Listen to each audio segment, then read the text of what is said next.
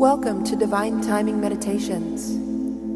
This is a verse from the Tao Te Ching. Please refer to the description box below to learn more about the Tao Te Ching and how to incorporate it into your daily life. The relaxing music here will continue for a few minutes after the verse is read aloud. Please use this time to contemplate the verse's meaning and what it means to you. Feel free to share your experience with us in the comments below. And while you're here, please subscribe to our channel to get notified about all of our self-discovery content. Now let's begin.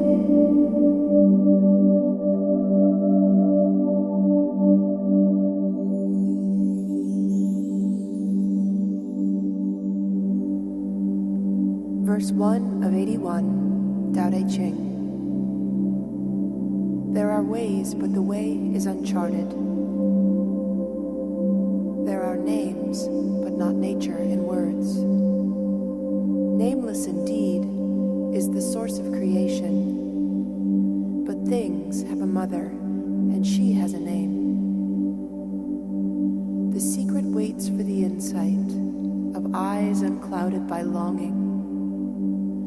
Those who are bound by desire see only the outward container. These two come paired, but distinct by their names. Of all things profound, say that their pairing is deepest, the gate